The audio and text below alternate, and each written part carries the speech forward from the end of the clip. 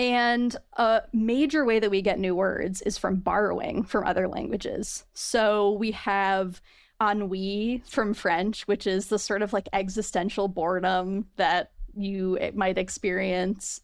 We get karaoke from Japanese. We get kindergarten from German. But everything in my brain and body is like, this is not what 20,000 hertz is about.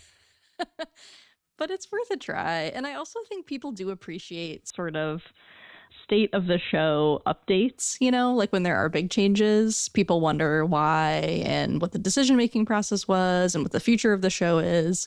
So I feel like people will be interested. What the hey? Let's try this. What the hey? So last summer, we launched our video series on YouTube, which was a huge deal, and we didn't know how it would go or what it would become.